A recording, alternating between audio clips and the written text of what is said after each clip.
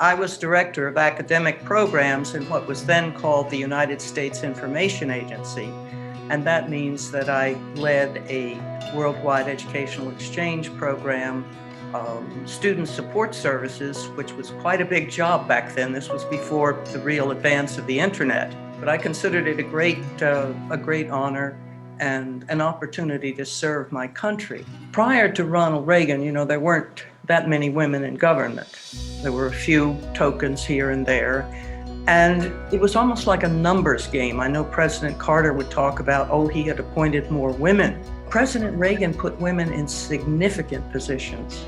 Sandra Day O'Connor, the first Supreme Court justice who was a woman, Elizabeth Dole, Andor McLaughlin, Margaret Heckler, they were all on the president's cabinet. And he didn't just pick them and then mark off something, that he had fulfilled a quota. He reached out to us. And that's something you don't even see sometimes in academia or private industry, where the actual leader of the group will call people in and say, I'm so proud you're here, and this is what we're going to try to accomplish, and appreciate your sacrifice. Because we weren't, recruits from K Street. We were recruits from all over the country who had certain skills that the president and his team were bringing together. And we would exchange ideas and learn from one another.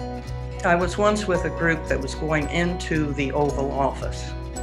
And the individuals who were going were very prominent individuals. They were serving on the advisory committee on international educational exchange. And they were all scared to death to go into the Oval Office. Now, most of them have passed on, so maybe they won't be embarrassed I'm saying this, but they were very nervous. And President Reagan completely disarmed them. Next thing you know, Leo Jaffe was offering all his motion pictures for distribution at the embassies. Sonny Warblin was saying, well, we'll let you have some of our athletes to be ambassadors overseas. And it was as if he had motivated their patriotism. He made them feel important and a part of the team. He made them feel as if what they were doing was worthwhile. And of course, he was an exemplary leader. He projected quiet confidence and integrity. So many of the things that he did, so many of the things that he stood for are being disregarded or trampled on today. For instance, bipartisanship.